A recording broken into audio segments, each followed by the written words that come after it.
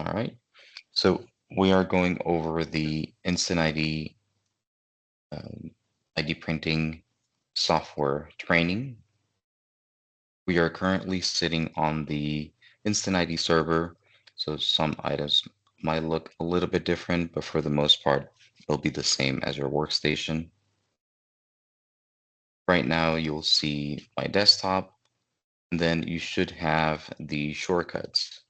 This sign-in shortcut, the only thing that it's doing is looking at your default browser on your workstation, and then just loading the Instant ID server, which you can see here from the pop-up.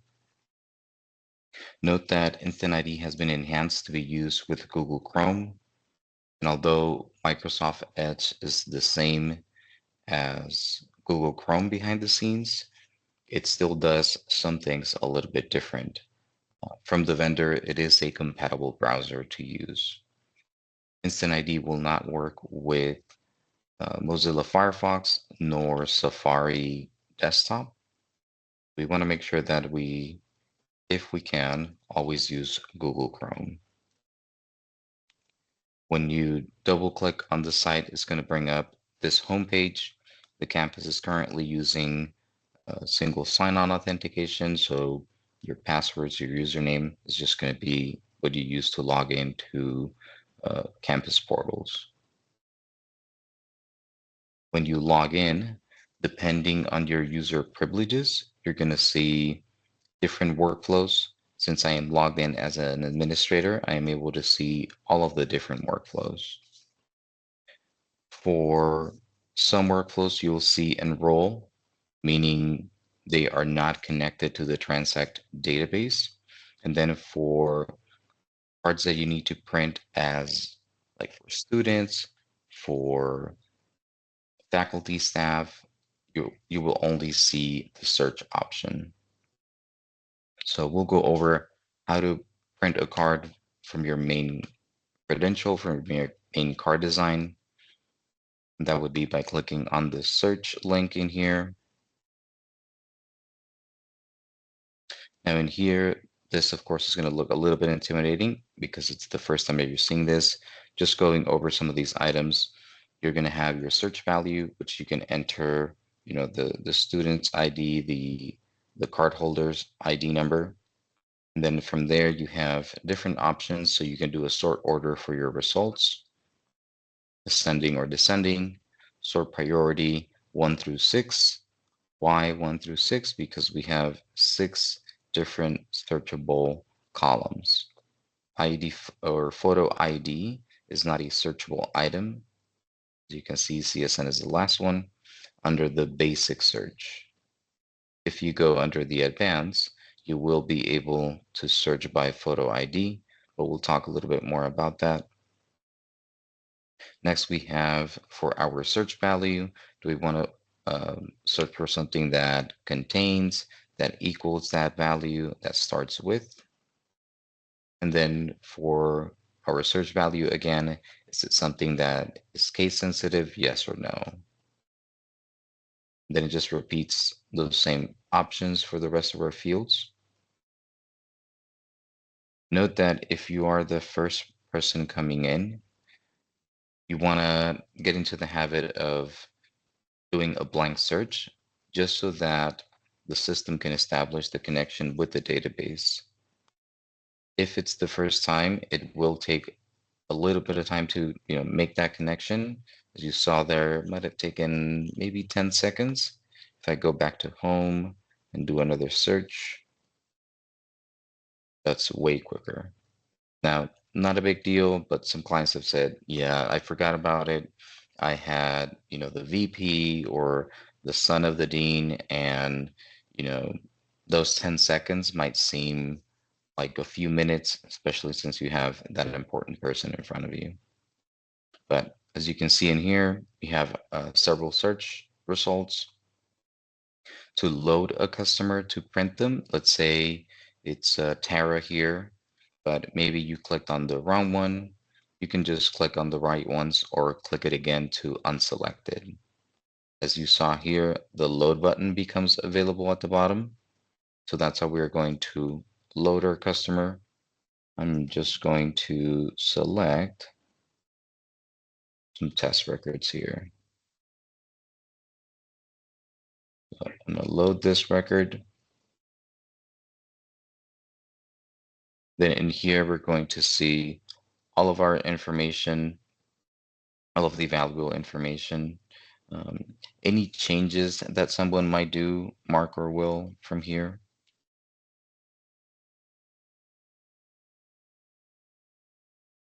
What do we change from there? I mean, Or any updates?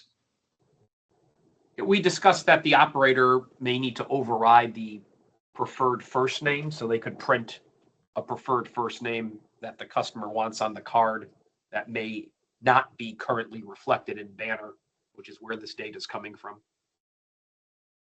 So just in case if that was missed at a higher level, you could ask, the card holder, hey, just wanted to confirm if this is your preferred name. Note that the fields that are with the gray background and bold letters, those are editable fields, ones that you can come in here and update.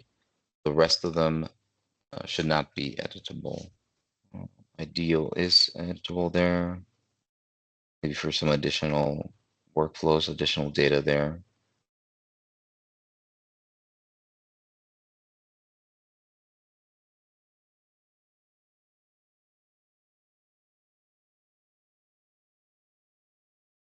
Design. So maybe some changes for our card design as well, depending on what card you need to print. Okay, we're just going to print this one. Notice on the right-hand side that this is a live preview. So any changes that you need to do in here, say for example, the preferred name, that already changed to test instead of TSE. But if there aren't any changes that need to be done in here, all you would have to do is click on next. When you do this, you're going to get an enlarged preview of our card. So getting a final look of the card before we print it. If for some reason at this point, you forgot about the preferred name, you can always go back to our production form or click on the previous step in here. So either way, those will take you back or forward. You can make those updates and then move forward again and print your card. Any questions on that process? Very good. So once you click on print, you're going to get a pop-up to what printer do you want to send this job over. So depending on which one you're going to select, once we're all done, you should only be able to see these two printers. The SD460 will go away. But do we have cards in the hopper for this one? Printer 1? I believe so. Okay. We'll test that out. Then for It our might- hopper, Yeah, it might actually be on. I didn't realize we were going to physically print. But yeah, let me know if it doesn't print and I can physically. yeah, no worries. And so we have our hopper 1, that's where we're pulling our cards. Copies should be grayed out because we don't want to print multiple copies. Once we click on print, we're going to get this printer status queues as a pop-up. And that's going to give us the live status of our current print job. So let's go ahead and do that.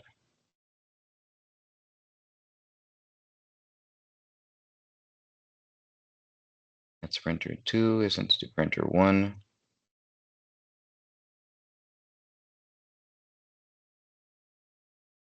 So input hopper is empty.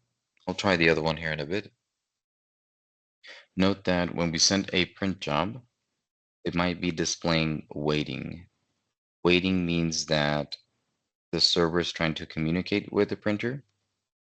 Once it starts making those loud noises, we might see sent to printer. That means that, hey, I have established a communication and I'm going to start my printing process. Usually that one just flashes for a millisecond. As I said, if we're lucky, we might be able to see it. Once it switches to personalizing, that means that it's actually printing. So if you see personalizing, that's what that one means. And then if there is an error or issue, you will see stopped, as you saw earlier. If I put the mouse over in here, you will see a short description of the error. Now, not a big deal. We can also go up here to printer queues. And then if the message or status is marked stopped or waiting, then we can select the print job in here and restart it as we currently have, right? We don't have cards in the hopper. We can restart that job and then it's going to, restart the process. If for some reason we say, well, I know that printer 2 has plenty of cards, plenty of printer ribbon, I can reroute this print job to the other printer. And Steve, I think you are at the location. I'll be there in 2 minutes. Okay, Heading over there no now. worries. Let's see if printer 2 has cards. I can select reroute. Same thing, printer hopper 1. Note that I now have to switch to this location. And also note that this is not a live refresh. That's why we do have a refresh button. And it's also empty. So Steve will be there here in a bit. Any questions on our printing process? Comments, concerns? Okay. And we can always come back to printer queues. You can always see, the status on that one. And as I said, this one's a live refresh. It refreshes on its own. This printer queues up here, it does not. Now, as you saw, I had on printer 2 a few errors in here. Having errors, print job errors in here will not prevent you from printing the next card. So you can have plenty of errors in here and you'll still be able to print the next card. Just something that we want to get into the habit is doing some maintenance in here, not keeping several errors. Make sure that we just keep the ones that are important. If you're, troubleshooting, maybe this is the first time you see this error, you can open up a ticket, leave this error in here just in case support wants to see it, and then they'll be able to maybe replicate the issue.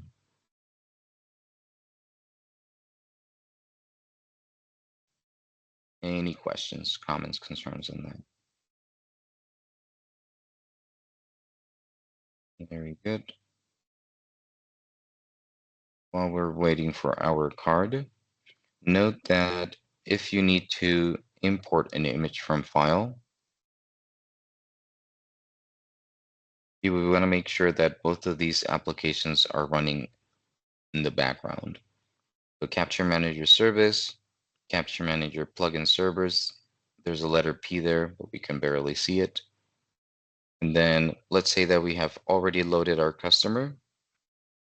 Same as other softwares, clicking on the folder button is going to import an image from file. Notice that it opened up a new application, a new program. This is outside of our browser. And then in here, I can click on Browse. Let's see.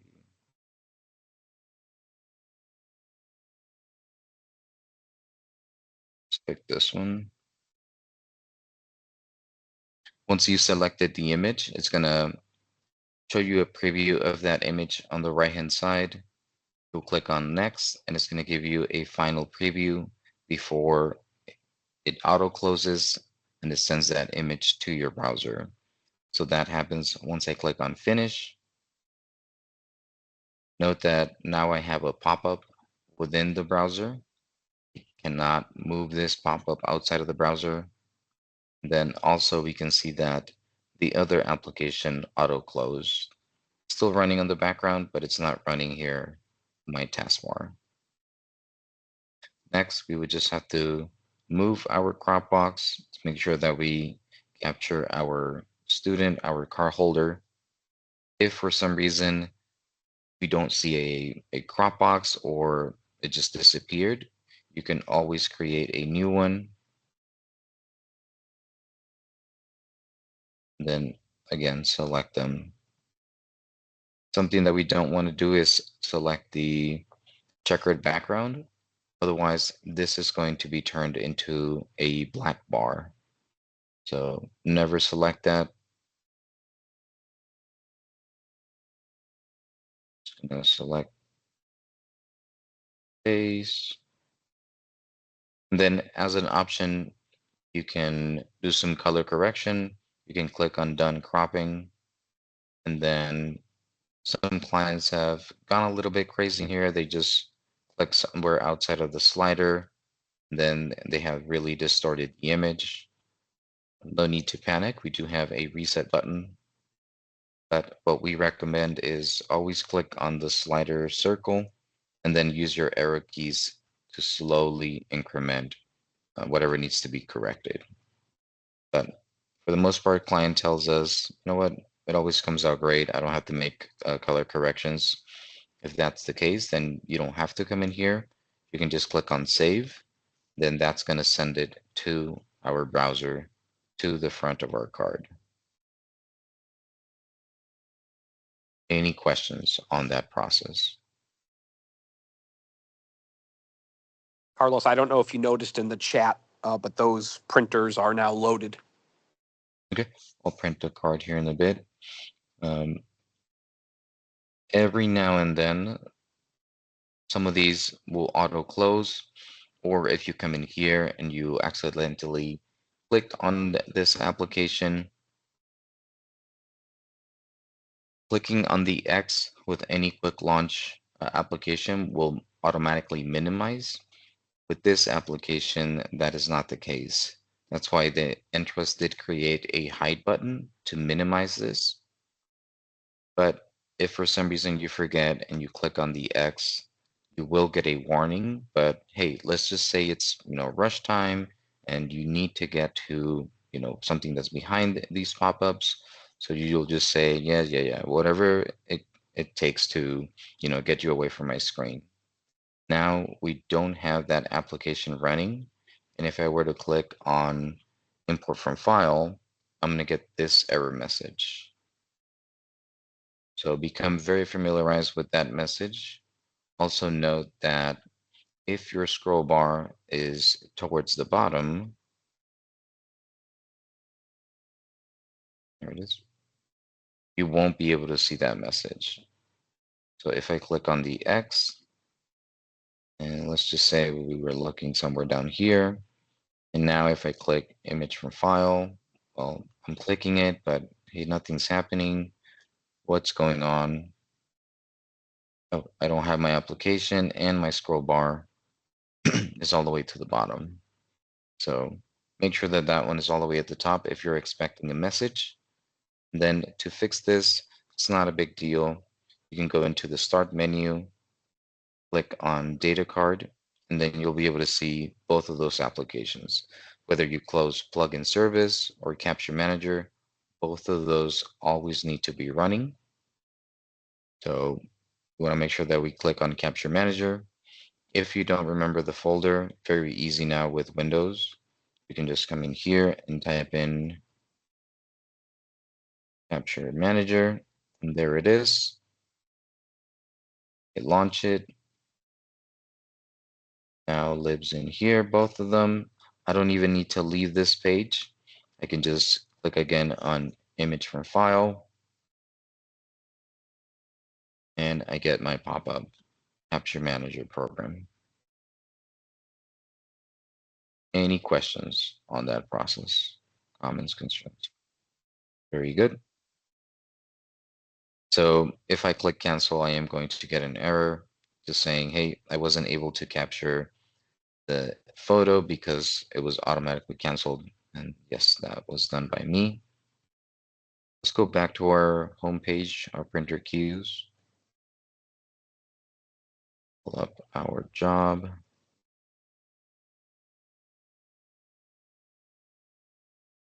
And this is the one that we printed. Again, we can just click on restart or reroute to the other printer. Steve, I believe you said both printers have cards, right?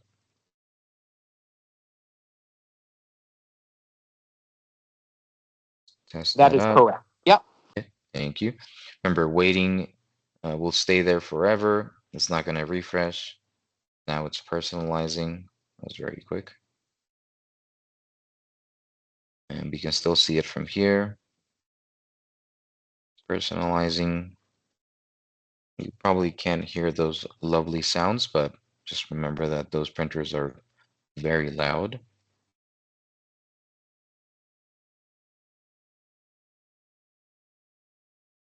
And then if it's a successful print job, then it's always going to disappear from here.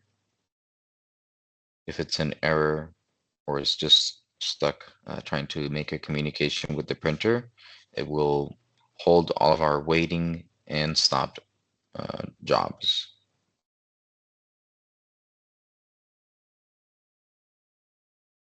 We might get a little bit of a delay because of the warm-up. It is also the first card that we print today. Know that our laminations need to get warmed up.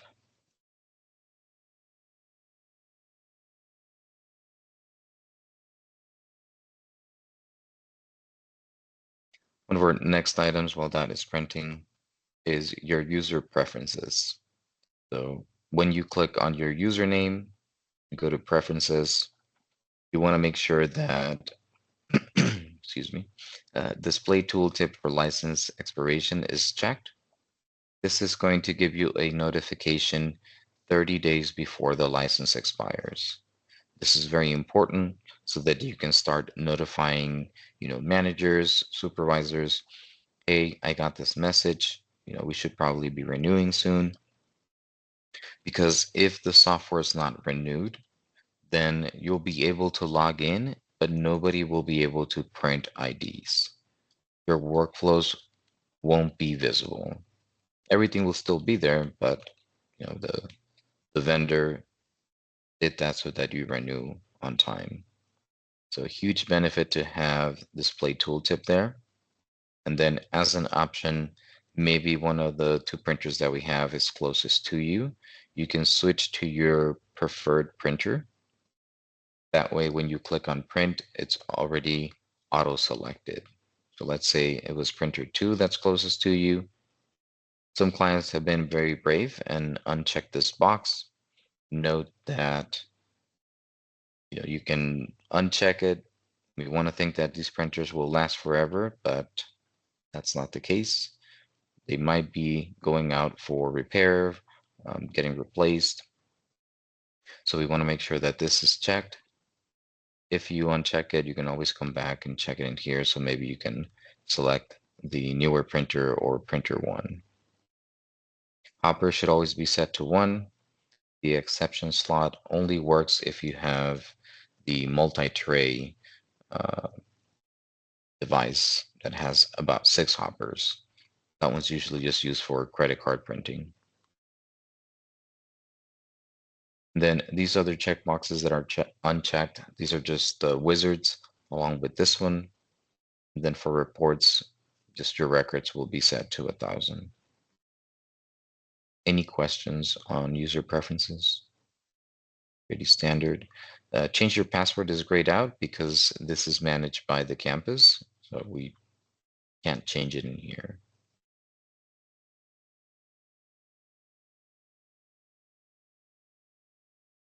All right, let's take a look at our card. And probably already finished. That's probably just the previous one.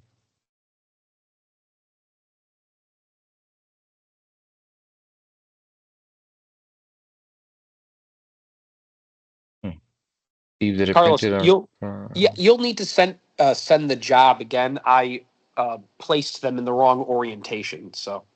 Okay, no worries. Yep. So if you see this error, that just means that, hey, it picked up the card, and when it tried to do the MaxStripe encoding, it missed it because it was on the other side, but very good example.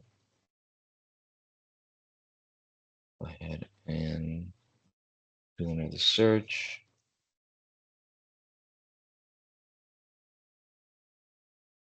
Want to say something, Steve, or you got caught off there? No, nothing from me. Good.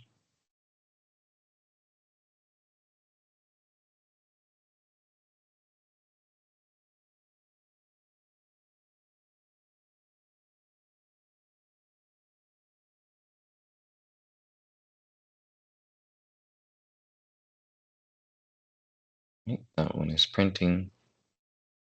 One of the last items that I want to talk about for operator is your help. So depending on what page you're sitting on, when you click on the help option, it's going to pop up with a new window and give you, some common tasks or the page that you're sitting on. So let's say if we do a search like this, it matches our URL. So it's pulling that information because it says, oh, you're sitting in here. These are some common things that you should know. You can also, go find what you're looking for. And then as well, you can do a search for, let's say, printing.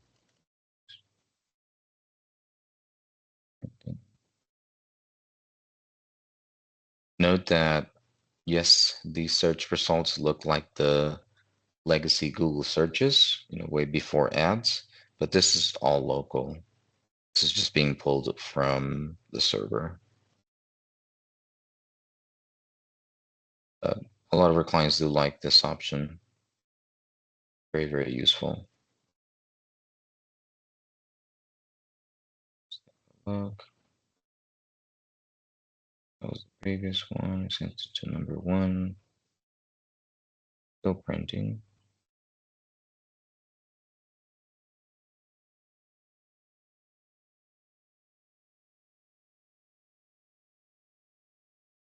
And Mark or Will, believe Visual Badges is the one that we're going to be using to just enroll, right? We're not looking at a database for these. Correct. Very good. Now. Simple card. So yeah, if it's a brand new person, then they are going to click on enroll. If you don't know if they've had a card before, it's always good to just do a search to see what we have in this data. Actually, this is looking back at Transact. Do we have any workflows that are not looking at Transact? Oh, I guess this one. So the simple cards workflow is not going to look at Transact. Correct. We are manually creating new records. Again, if you don't remember, it's always just good to do a search. If they don't exist in here, then you can just click on new enrollment. Then you can create that person and print their proper badge.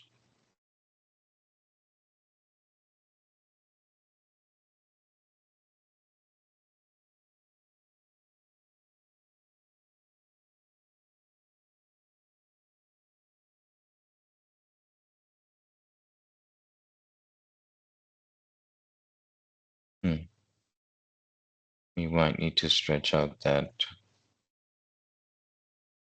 text field in the back. Getting cut off there. Or what's the expected length here? Is it just their batch number? No, it was Card the, number. it was like a number, 1 through 10.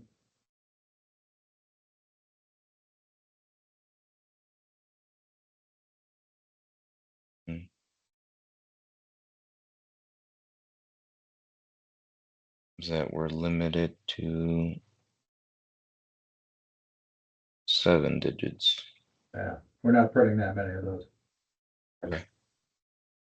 I'll still stretch it out so that it can display a total of 10 characters, right? You said? No, I 10 just number. said like 1 through 10, not 10 digits. Oh, gotcha. Okay. And then once you print the card, it's going to save this record in there so you can reprint their card if need to. I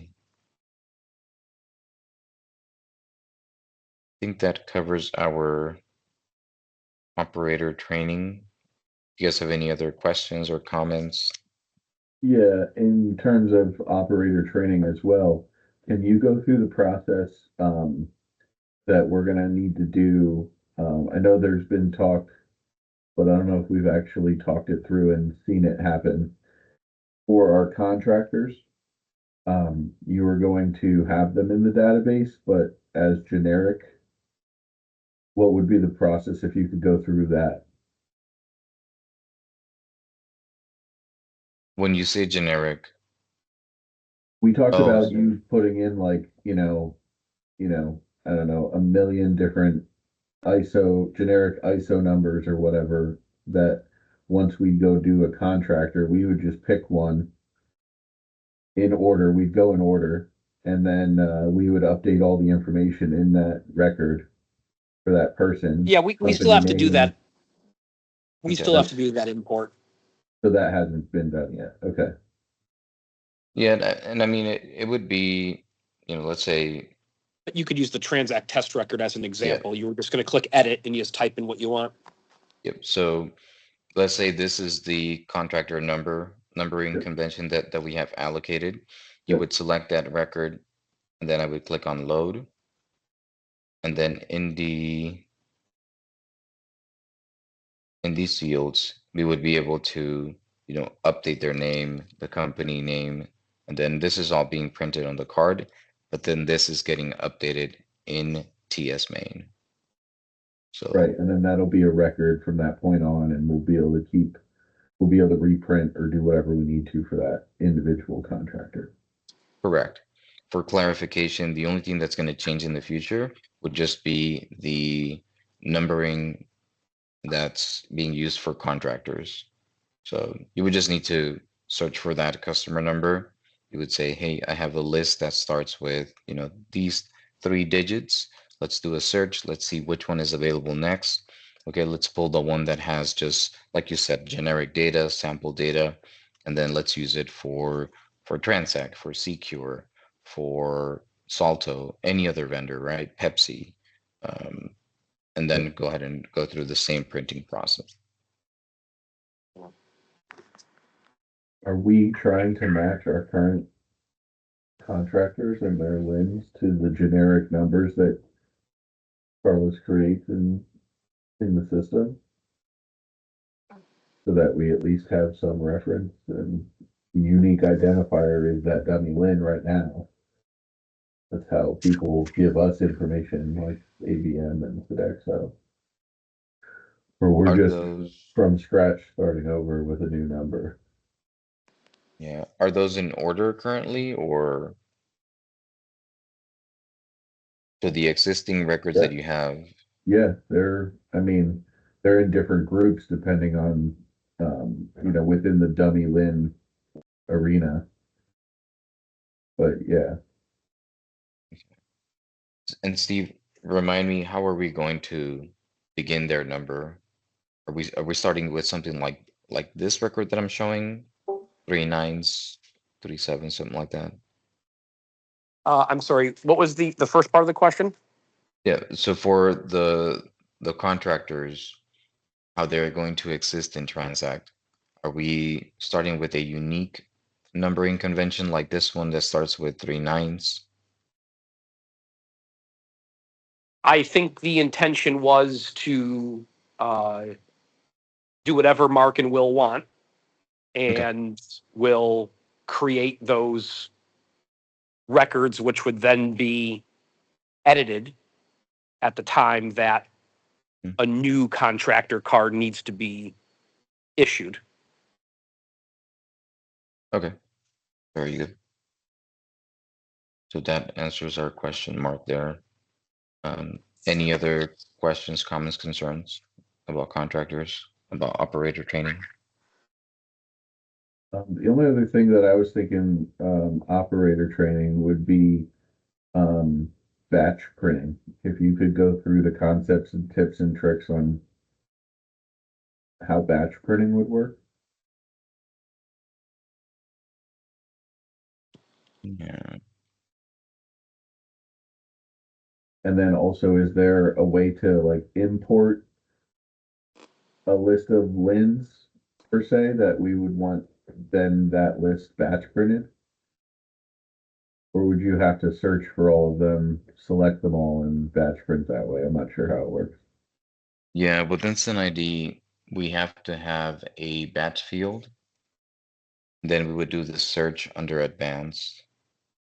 We're probably going to create a new workflow.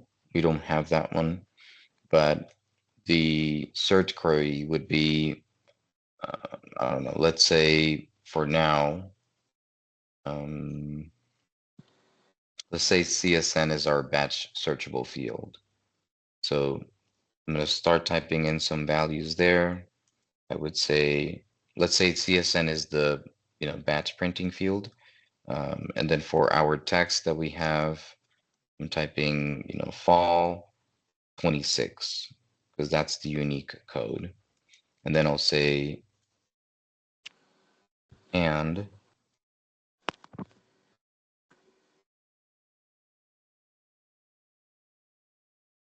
photo ID is not empty, right? Because we want to print only cards that have an image. And then I would say, okay, now I have all of my search results. Let's just say that there are 20. There are a couple of ways that you can do this. You can click on the select all, and then batch print will become available. You can select the cards that you want to print because, hey, let's say you printed 5 cards in the morning because you just needed to have those ready, but then Will comes in later on and he says, oh, Mark already told me about these 5 prints. They're still appearing in here. We haven't removed that value for batch printing. Now I can press and hold Control to select alternate records, or Shift to say, hey, only from the 5th one down, I can select multiple. So I'm gonna remove this just to talk about that.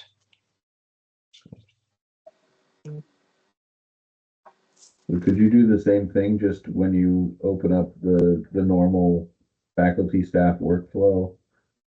Our people didn't work on it. If you just checked 5 people in the main search, would batch print be available? Right now, that field is not mapped, but we should be able to bring it over. I think we still have maybe 2 or 3 extra custom fields. So just, But I mean, I think as of right now, the way we see this happening would be like, we're probably gonna get a list from housing or somebody that gives us a list of liens for all the first year students that need to be printed ahead of time. And it'd be nice to be able to, with that list of liens that we'll have, create a batch print, you know, option so that we don't have to, keep clicking through everything. But is there an easy way to import a list of people that could get them into one group for batch printing? it would be a 2-step for that. You would have to use that list. You already have their LIN number. So second column would be, you know, let's just say instead of FA26, BA for batch print, and I don't know, the year, the semester, something that's unique, right? And so then now you ran that customer import tool through Transact, through TS main, and then now you can do the search in here for those records. Only those records that you have updated through that list that you were provided are going to appear in here. Then you can do additional filtering by only the ones that have the image.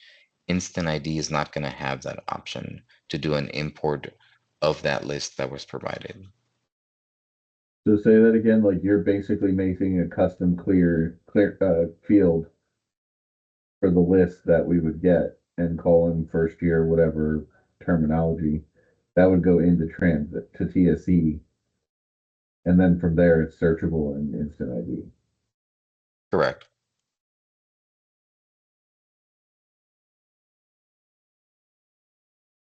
I think we already have it. in here, somewhere in here.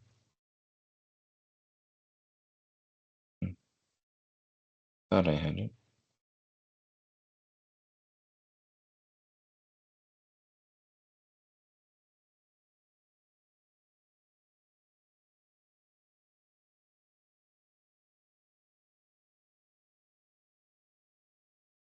Yeah, I can just bring one over, and we can either keep it in here so that you can see the value that it has and say, okay, yeah, I did update it, or we can just keep it hidden and you know that it's been updated. But it's a two-step. It's not an easy option from Instant ID. Yeah. So let's say all of these are the ones that you need to print. You can click select all, but then we are limited to our hopper capacity for the cards. The clients don't like that. Yeah, they like to just print in sets of 25. So you can press and hold shift to say, select in consecutive order, or you can press and hold control to select alternates. And then you can say, okay, I only need to print these. Actually, not this one because we don't have any first name, last name for them. And then you just click on batch print, and then you select the printer that you want to send it to. Got it. So you could print like 10 pretty easily just by selecting. Oh, yeah. There. Yeah. Awesome. Okay.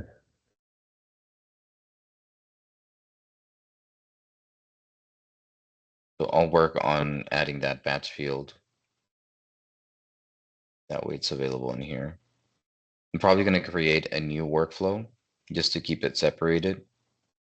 Note that you won't be able to make changes, right? So if you do a search for your batch printing and maybe one of those cards, the card holder complains, this is not my preferred name, or this is not the card that should have been printed / background image, you can't change that. It's whatever is configured in Transect, that's how it's going to print it for all of them. Because as you saw, when we do batch printing, I only load my customers, select them, click batch print, and send it directly to the printer. I don't get to go into the steps where it's my production form, the printing step, like next, print. Right. Yep. That makes sense. There has been some complaints about that, but that removes the fast process, the batch printing, if you want to make changes. Any other questions on operator printing? Is there a way to, I don't know, I guess I was thinking batch printing, but that I'm more thinking of like if you keep printing, is there a limit to like you search a LIN, you go through it, you hit print, you search the next LIN. Is there a timing delay before we should be hitting print a second time on the same printer? Or will it just start loading them into a queue and then that queue will continue to follow out and print everything we throw into it? Yeah, it'll continue to print out everything. Okay, If good. So there's no like limitations or waiting. I know we would have to wait currently for the printer to get to a certain point before we could load the next one and hit the card link to print. Um, but this one will automatically just put them into a queue and get them all done. that's correct. So it's using Instant ID printer queues. It used to be an issue on a very, very early version of True Credential. That's what it was called. So Entrust has since updated that. So you can just continue to send prints and it's going to say, hold on, I'm working on this card. I'm finished. The card's in the hopper. I'll pick up the next one. Got So it. that will work. You can, I haven't seen a limit. You can send 20 cards, right? One after the other, after the other, after the other. Right. That's good because that'll be very helpful. That'll help speed things along if we are doing a large amount of printing, at the same time. Yeah. Usually what we see is clients will use that batch printing procedure that I went over only on one printer, right? Because, hey, this is my orientation group. I just need to get this done for next week, next month. But then, hey, I have this VP that just showed up, or, the director. I should have one printer available. I've had heard some bad situations where, yeah, we just ended up using all the printers, and that was not good for anybody that was walking in. Yeah, Uh, that makes sense. but yeah, Awesome. that will work. Or if you want to go, one by one, maybe you need to make some changes or verify that the customer information is correct. You can do the search of the LIN, load the record, review their information, click next, print. Okay, it's on its way, on to the next one. Yep. Awesome.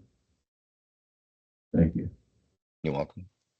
Again, you shouldn't see any issues. If something happens, of course, log what you have done, and hey, let's open up a ticket with Transact support to troubleshoot. But I haven't seen any issues on that. I was actually the first one to report that. You would send a print job, and then this was during a live orientation. You would send another print job, and then the printer would say, "Oh, I need to stop whatever I'm doing." It would just export output the card wherever whatever it did, and then start print job number 2. And then we didn't realize that until we had 20, 30 students waiting for us. Gotcha. But yeah, that issue has been long fixed with instant ID. Great. Right? Any other questions on operator printing? I don't think so. Well, at this point, we'll move on to the advanced training, which will go over how to make a new card design, a new workflow, and some other items within the server. So at the design level, if you have access, this is where you're going to create different card designs. So we already have a few of them in here, but let's say you need to create a brand new one. And this is, throughout the application, the blue create button is how you'll start. You want to skip on the templates. Clients have told us that, these are not even my school colors. I don't need to use this one, or the orientation is not that way. And then some clients have said, yeah, I used the template and it just wasn't behaving correctly. So always start from scratch, create a new design. So we'll get a blank card. The way that they design the software is mimicking a photo design software where we have different layers. Note that you cannot bring a layer forward or send it, backwards, or send it to uh, the bottom of the layers. When you start adding fields, that's, the layer in the back. And then you add an image, that's the second layer, right? So you are building on top of them. Where with some other photo design softwares, you right click on the item and then it's going to give you a pop-up menu. Hey, can you send this forward because I want the text to be in the front? That's not how it works in here. Keep that in mind. As you saw, when you put the mouse over some of these buttons, the cursor changes to the move cursor, meaning you can do a drag and drop. So that's how you add different text fields to the front of the card, to the back of the card. To switch between front and back, you just click on the gray background. You'll notice that my text here changes. Also on the right-hand side, you'll see this text changing. So that's the backside properties, front side. This is where all of our layers live. So depending if we need to add some text in color, we want to select the color layer. If we want to add the text in the black layer, we want to make sure that we enable it first and then click on the text to make it visible. Very, very important. But instead of creating a brand new card, let's take a look at the main card that the campus used. card. Click the edit button, pencil button. Then in here, same as we said before. Note that if you're in the color layer, then you're only able to select items in the color layer. I'm not able to change my background. I'm not able to do anything else there. But if I use the zoom, I can see more detailed card. Note that if we want to print in white color, it has to be on the color layer. If we want to maybe now add some black text, as I said before, we want to make sure that we add it, enable it and view it. And then I cannot select those, but I can bring down over here some black text, black colored text. If for some reason you forget what layer you're on and you bring down an image, color image, note that it's going to turn it into monochrome. If this happens, don't be alarmed. Just remember, oh yeah, this was covered in the training. I am sitting on the black layer. To remove it, you just click on the image and then click the delete key on your keyboard. Then same thing for this other text field.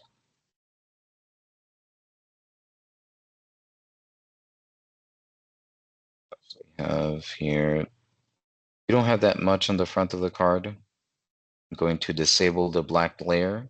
Note that if you're sitting on the black layer and you disable it, you're going to get a warning at the top saying, hey, that layer that you were sitting on, you need to enable it to make a design change. And that's fine. We don't need the black layer there. It's not a big deal. Clients usually get confused with that one because they were sitting on the layer and they removed it.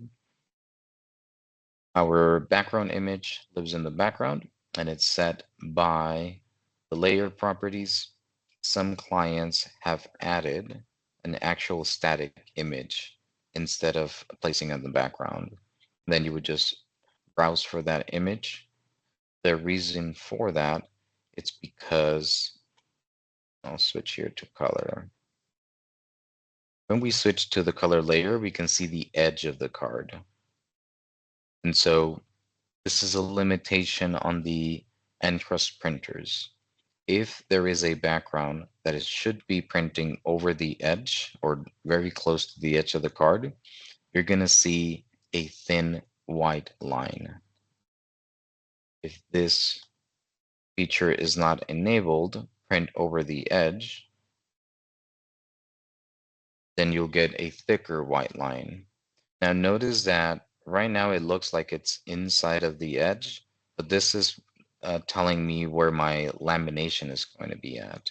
If I switch to the color layer, notice how now the image is stretched outside of the card, and then my logo gets put in very close to the edge. And that's something that clients don't like. Sometimes it will even be cut out, right? Because it was way too close to the edge. So that's why when they go to background, they'll select a static image instead of using the layer properties. So be careful with that. If you see that, just know that you have options of changing it. We did do a test of this card of how it looks, and we said that we don't need to print over the edge because it does move our logo. It's too close to the edge. So we'll leave it as it was. And then for my lamination, I mentioned it earlier, don't be worried about these patterns, these globes that are coming in here. Those will not be printed. It's just telling the software, hey, you have lamination enabled, please turn it on. And then with our lamination, we're doing both on the front and the back. Make sure that L1, laminator 1 is selected for the front and laminator 2 is selected for the back. Otherwise, it won't laminate the back when we select the back of the card. And let's switch to that one.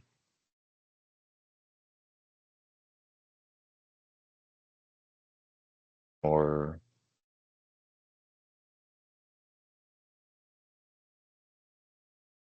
I apologize. We're not laminating the back then, right? Or are we? Are we supposed to be? Okay, nope. Bill is saying no. We are not. So I take that back. Only L1 laminate once for the front of the card. Look at the birds. Look at the birds, Carlos. Right? Save that. Note that whatever layer you have selected in here, it's what's going to display at the home page. So notice how this is vivid, right? Our background. That's because I left it in the background layer. This one, I can tell you that it's set for color layer. This one is probably lamination. This one is color layer. This one is color as well. But notice how some of these images are grayed out. If I select a different one here, this one looks a little bit grayed out, but that's how you're controlling that. So this one is set to the black layer, and that gets controlled again from the layer that you left that card. Does that make sense? That has been a complaint sometimes. So because I left it in the background layer in here, it's now vivid at the home page. It's displaying this, how we see it in here. In the back of the card, we have max stripe. Note that the max stripe just has to be displayed somewhere in the back. Some clients have moved it to the bottom. That's fine as long as it's not covering text. Then it will print it. If it's covered, it won't print it. Then we have the black layer in here, color for our background image. And then under background, we don't have anything. So we can technically disable this one unless you are going to add something else in the future. Should I disable it? Or were you going to add something in the future? No, we don't background to back. Okay. Very good. And then you have some helpful options here. You can add a ruler so you can see, where you want to specify that item. You can add a grid line as well. Those are all optional. Note that anytime you come in here, you have to turn them on. They don't or they're not enabled by default. You can also change the orientation of the card from here. I know that some of our cards that we're using change in there. And then over here, we have our credential properties. So we have our naming convention. The way that we did this is we are adding the workflow name at the beginning, and then a hyphen, then the name of the actual card. And this is going to be beneficial for your field connections, which we'll talk about here in a few. Dimensions and units should never be changed. Then these are grayed out. Rewritable credentials should not be selected because of security purposes. And then print over the edge, we just talked about it. Then lastly, here at the bottom, we can save our credential design. We can duplicate the existing workflow. We can print a sample just to see how it's going to look. Note that when you print a sample, it's going to print sample all across the front and back of the card. And then Quick Start is going to be a wizard that comes up. This one is also the same one that comes up when you log in for the first time. Any questions, comments, concerns on credential design? Very good. Lastly, note that there is no auto save option. If you're coming in here and you're making several changes, if there is a power failure or something happens to your computer, if you didn't click save, all of those changes are going to go out the door. There will be a pop-up that comes up that says, hey, are you still working on this? and it's going to give you a 300-second counter. So that should be a reminder that, oh wow, I've been here for a long time and I haven't saved my work. So very, very important. It has happened to me. All right, go ahead and close this out. No, I'm not gonna, yes, because I changed the background.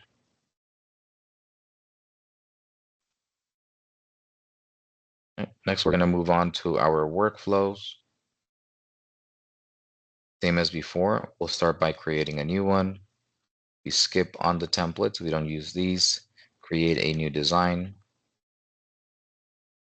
And then in here, it is a little bit confusing because nothing loads up, but we want to make sure that we add the 2 steps that we need. So first one is going to be the blank step. As you can see, it's a symbol, an icon of a blank page. And then personalize, it's going to be an icon or a symbol of a printer, meaning it's going to print our card. Some clients have gotten a little bit creative and they've added an extra step to capture their photograph. And while, yes, this is useful, it adds an extra step that you probably won't need because at the blank step, you can add that same request. So you can capture from camera, which we're not using. You can import from file, which is the one that we usually use. Once you're all done, you can click on done here. You can click on the X because we don't need that extra one. And then you can start building out your form.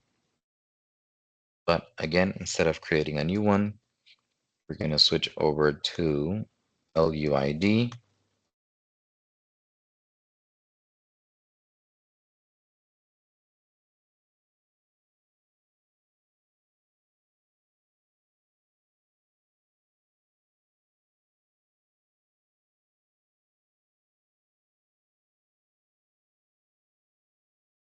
Then depending on what field you click on, you're going to see additional options in here. Field name is going to be the name that we see on the background. Only administrators see this name. Operators will never see it. Sample data is also just for the administrator in here to say, oh, okay, that's going to be, we're expecting a 7-digit number, but it's not going to limit or control what we're expecting to see at the production form where we actually loaded a customer. We can change our alignment. We are limiting it to only 9 characters. This is important. Position top and left. So this controls where you're placing it, or you can do a drag and drop. For my width, this is looking at the width of the field. And we mark these as read-only. Some of these are going to be marked as hidden, like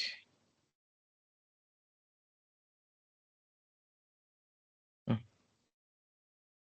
don't know which one. This one is marked hidden. We're no longer using this one. You can technically delete it. And then we have some accordion buttons where we can collapse and expand. We can change the way that they look. So this appearance is for the text inside. For this one, this is at our operator prompt where we added that gray background. Gray background color is black, but we made it bold. We can change our fonts as well. Then we have some additional fields in here we'll talk about. And then that's just our input format. Again, depending on what field you click on, you're going to see some additional buttons in here. For drop-down fields, we have the advanced option, where we have our list fields in here. Note that the first one that you add in here is going to be your default value, but you can change it from this default button. Your sort order can be changed just by doing a drag and drop. And if you do have a list that's maybe more than 5, you can always import it as a text file, comma delimited in one line. You can export this as well. For this field, this drop-down field, we have the list items linked to a different card design. This one's a little bit tricky, but very, very beneficial. So if we see the LUID text, then that is linked to our LUID main card. And then same for the other ones there. Notice that we're following our naming convention. It helps us out when we need to map these. And again, we'll talk more about it on field connections. If you need to delete a card design, note that you want to start at field connections. You drop the field connections from the workflow to the card, and then you want to drop that field connection in here. And then at that point, you can click on the delete. If you click delete first, you might corrupt the database. Very, very important that you follow that procedure. First at field connections to drop your field connections from the card to the workflow. Then come in here. If it's linked, right, we want to drop it from here as well. When you, let's say we were to, I don't know, drop this one, you need to also remove the extra text that's in here. It's not going to let you save this. If I click save, it's going to give me an error. Then this is how Instant ID is communicating with us. It's saying, hey, you have an issue at the step name called production form. And okay, yep, I can see that from here. There's a field name called card design. And then this is the issue. All values in the list field must be associated with the credential design. Oh, that's right. I removed that field connection.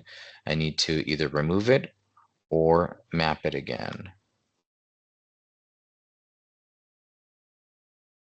Map it, you just click on one, and then double click on the other one, or use the connect disconnect buttons.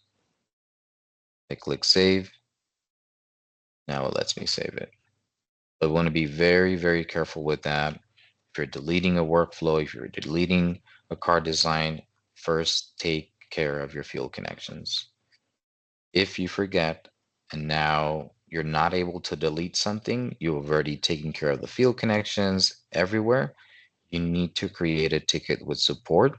Support will reach out to Entrust, and then Entrust will schedule a call with their escalation engineer to log into the database from Instant ID, find that credential ID, and then drop it from the database. They call that a ghost link because it's nowhere linked in the software, but the software is not letting you delete it. Again, very, very tedious and personally annoying process. So be careful with that. Right? Any questions on that process?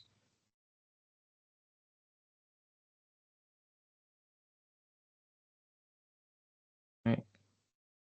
And then we have our pull from pool configuration. This is how we're grabbing a new ISO number. We are looking at pull number 1. There is a JavaScript that lives on the server. It is configured at the settings level. And then we need to have a total of 10 fields. Right here, as you can see, we have 9, and then our 10th field is the LIN number. So we use all of those. We say yes, 1 for yes, pull in a new number. Do we want to pull it in sequential order? 0 for no. And then this is where we're placing that unique 16-digit number. Remember, that's for our highest security. Other clients use library number and other number. We know that the campus is not using it, and that's why I labeled it accordingly. We just need to have them in place so that if there is an upgrade, we don't break anything by removing these. And I created a composite field. A composite field is one that's using existing data and creating a new field. Composite fields are always going to be read-only, and that's what we want for this because it's a very important field. We don't want it to accidentally have any typos or anything like that. And then we say, hey, from the existing data, populate this field, a card number. So we're using that one for the ISO number, for my full name, for the max stripe field, NFC encoding. So that's how those are working. The last for Lin as well. This one we actually brought in the whole Lin number. And then in here, we created a transformation rule.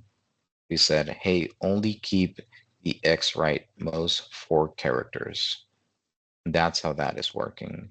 Note that you have different options that you can play with.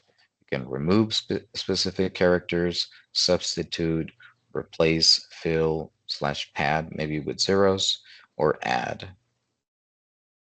So very, very useful if you need to modify the data that's coming in from Transact.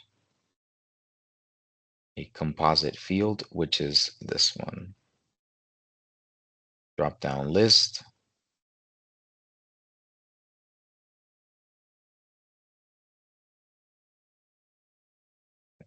That there's one more customization here, one more trigger.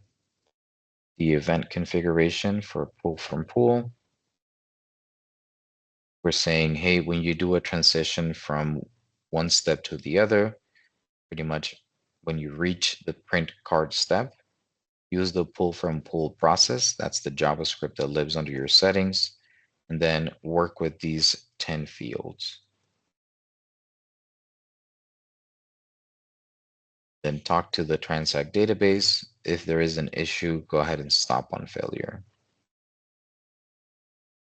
But that's how that is pulling our new number. Next, we have some other items here that we want to talk about. These are our NFC fields. So this is how we're encoding the Transact card. There are 3 sectors, and we labeled them just for troubleshooting, just in case it comes up. We're using different sectors, sector 4, sector 2.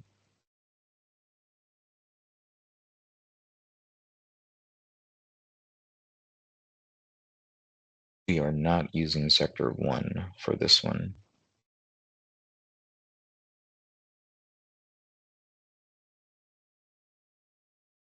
And then we're configuring the same item that we're encoding on our max stripe, which is here on the right.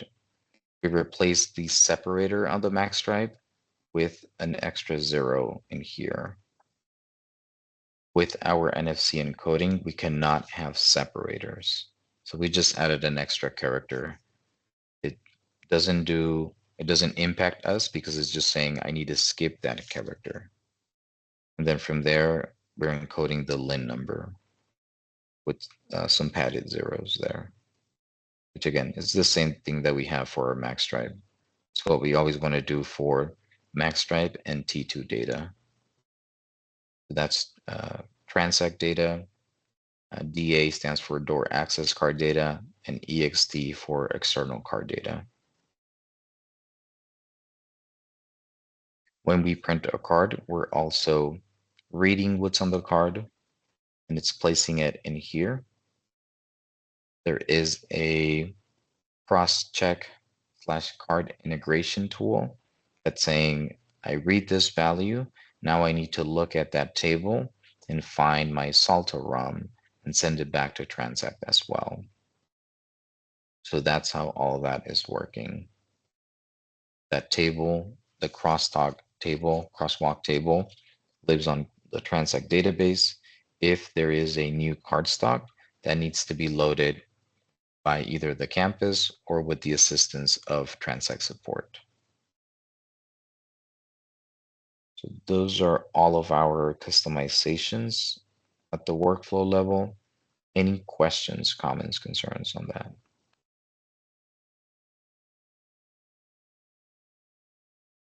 Very good. At the printing step, we didn't add that much into the form, but under the advanced option, we changed from workflow fields for our print job name. It's default to workflow name and timestamp. That's usually never meaningful. When we print a card, we want to make sure that it's the LIN number. That way, if you have an error, you know which one you need to reprint by just copying and pasting that LIN number. Next, we have our chip encoding. We want to make sure that we select it and that we are using the smart card workflow for NFC encoding. Nothing else. Just note that in here, we are reading what's on the card and then writing to those two NFC sectors that we mentioned earlier.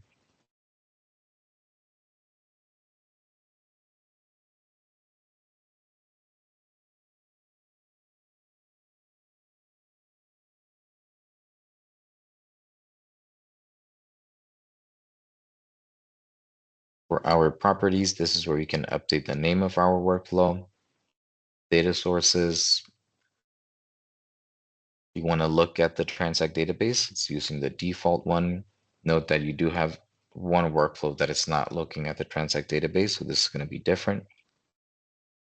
Your search configuration is going to be your searchable fields, and we can change these, right? This is where I'm going to probably remove some extra ones in here and just keep the batch, LIN number, ID photo to make sure that you can do the batch print with those values. We don't use managed customer records. Then event configuration, we talked about this one earlier. If you're pulling a ISO number when you want to print a card, you want to make sure that this is also added in there and those 9 fields that I showed earlier. Any questions on properties? Very good. Same as the credential section, you have your extra buttons here at the bottom. You can duplicate this workflow to save you some time, and then you can start deleting the fields that you don't need. Just note that when you duplicate workflows, none of your field connections comes across. So once you have gotten all the fields that you need, you want to go back to field connections and map those accordingly. Good. Any questions on our workflow design? Comments, concerns? These names can be changed when you select the step. They live over here on the right hand side. You can change it to whatever you would like. It doesn't have to be that blank form name or personalizing, which don't mean anything to us. These are a little bit more useful, more descriptive. All right. We do have a section of reports, but well, let's jump into that one.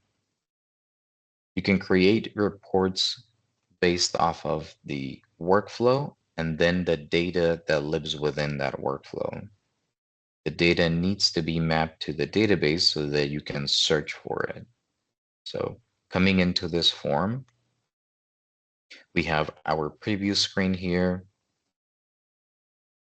Appearance, it's giving you the option of changing the way that the report is going to look. So you can change font size, weight, etc. And then for your page layout, it gives you the option of modifying this as well, because you can export it as a PDF. So if you needed to create some reports, you can pull them from here, print them out, landscape, portrait, change the margins, and then also edit your header, footer. You're going to have a lot of different options. So some auto text options in here, username, current time, current date, page numbers, maybe add the Lehigh logo. Then it just repeats the same for the footer. Same options. But this is the most important section. So I always leave the rest of the values by default items. And then, as I said, it's limited by the workflow. So let's say if I want to pull in data from LUID, and then the data that's only linked back to the Transact database. You might find that we don't have some of these fields in here. But maybe we just want to pull in all of our cards, all of our records. So I'll start with my LIN number, and then all of the cards that have a Salto ROM code. And what would be another? Let's just add last name just in case. So this is my report that I can filter by. Over here on the left-hand side, I can click on preview. It's not going to give me the exact data that's saved there. It's just going to be the expected. So text value, text value, text value. This is used more for, hey, the updates, the changes that I did up here. This is how it's going to look when I export as PDF or print it out. So now I'm just going to call this one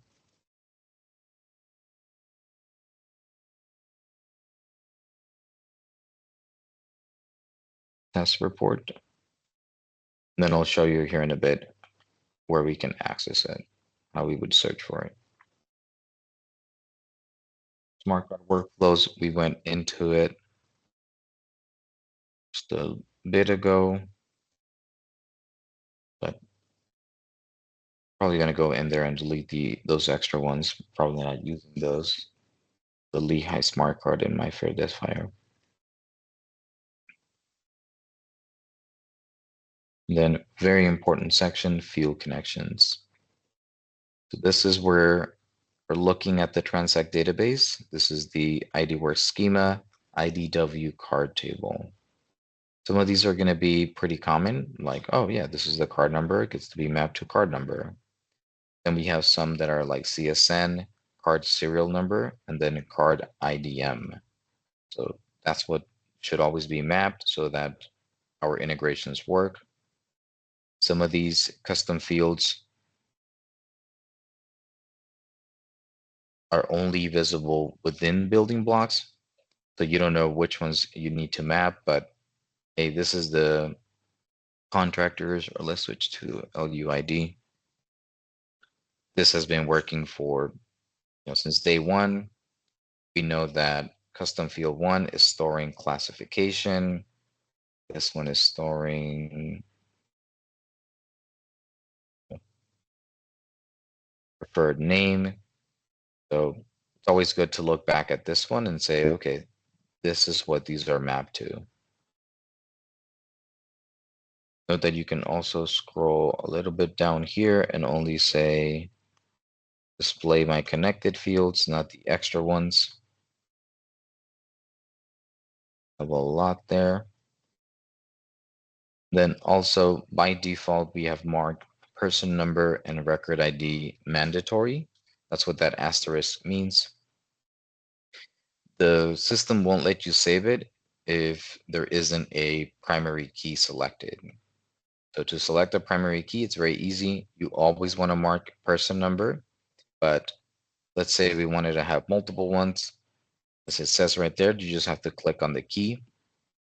We can barely see it, but there is a green square surrounding the key with a white colored key. Once you click on it, it inverts the colors, and now it's mapped to first name. You can also just turn it off, but we definitely want to have this. Again, it won't let you save it if there is no primary key, and you won't be able to do searches. If you miss that, then it will come up. When you create a new workflow, you want to make sure that you create the record ID. That way you don't get a warning. I can't remove it. A warning when you try to save it in here. The warning will just say, hey, you have mandatory fields that are not linked back to the workflow. Do you still want to save it? It's not a big deal. You just have to click on yes, but we'd like to create it to eliminate confusion there.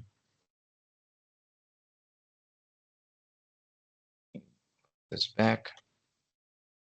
Want to be very careful with field connection section. If you accidentally click on disconnect all, there is no warning. It's just going to drop your field connections there. If you don't remember them, if you don't have a screenshot, then that's going to add some extra work for you. Be very, very careful. You do get a warning if you click on close. It's going to say, hey, it looks like you made some changes. Do you want to save those? And we want to make sure that we click no. That way you can leave early on Friday. Then same thing, you have disconnect all from your credential designs. Note that if you have multiple cards linked to the workflow, it will drop all of your field connections from all of these cards. So that adds even more work. Again, field connections is a delegate section. If no one needs access in here, only administrators, we should leave it like that. You don't want to open up the can of worms here for us administrators. Any questions on that?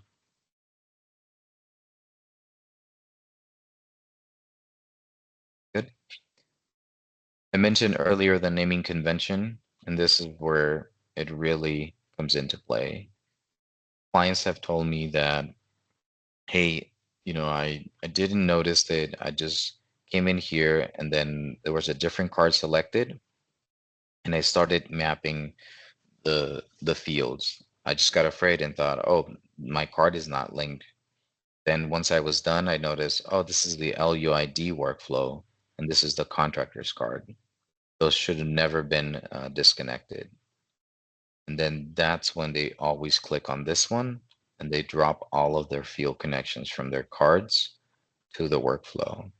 So if you do that, individually unselect them, disconnect them, but then this way we know, oh, okay, this is the LUID card. Yes, this is the only one that should be mapped. Same thing with this one and these other ones as well.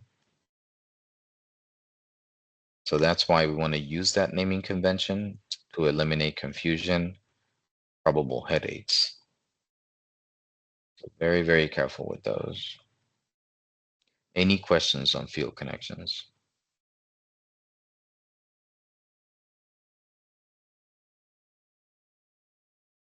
Right? And let's go to our home page to look at our reports. So they are kind of hidden, but there is a reports tab. By default, Entrust creates 2 reports for us. These are canned reports. We can't really customize them or change them that much. Credentials issued is looking at users and how many cards they have printed. We only have a timestamp filter, but we can say, hey, how many cards have we printed? You can leave that blank and we can click on run.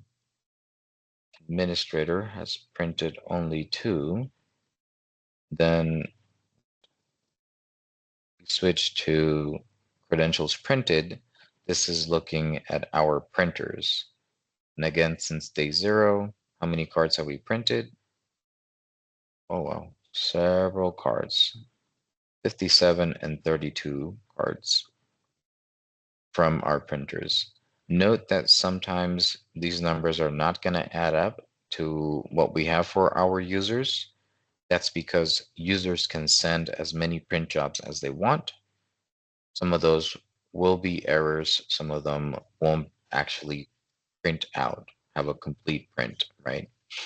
But yeah, these are a lot. Not a lot. So those are the canned reports. Again, we can't change them. It's just what Entrust gives us. And then for our test report that we created, we get a similar search as our workflows. If I just want to see all of my data, I can leave them blank and then see what I have in here. And then I can export this as a PDF. So not that many Salto ROMs. Any questions, comments, concerns on this test report? Do you see the ideal office using this? Not sure why we would at this point, but potentially in the future. Okay, very good. You want me to leave this report in here or just delete it? That's fine. I don't think it's hurting anything. Okay, very good. And then just to talk about our settings in here, we talked about the JavaScript. So that's a customization toolkit. The only thing that it does in here is just making sure that it's rendering our JavaScript file. When we test configuration, it's going to come back as successful, meaning, hey, I can compile the file, then it still needs the extra items. Chip profiles, we're not using any of them. We're using TC plugin. This is the Transact plugin custom application that's communicating with the printer's reader. For your devices, we're not using cameras, so all of them are listed there. Now that we're talking about this, I'm gonna change it to, okay, I'm gonna remove live cam, DSLR, and I'm gonna put web browser as my first, just in case Lehigh decides to use portable devices. The server already has an SSL certificate, so you can use a tablet or a smartphone. It just needs to have access to the server. And your license doesn't get upgraded from here. License get upgraded from the license administrator.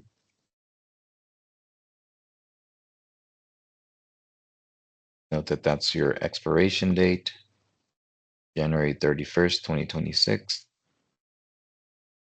This is where we have our printers. This is where we added them.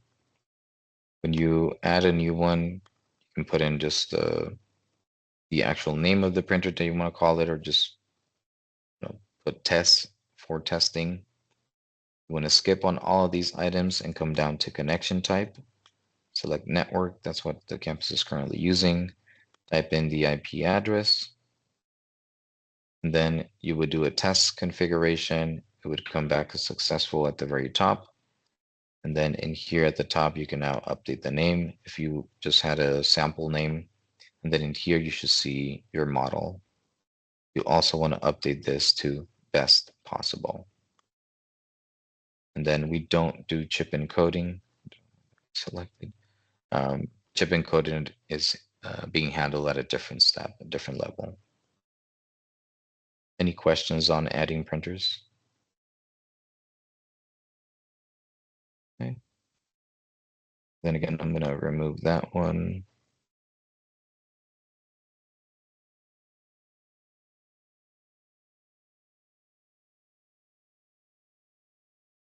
That is it. That covers our advanced training for Instant ID. Go ahead and stop our recording if there aren't any other questions.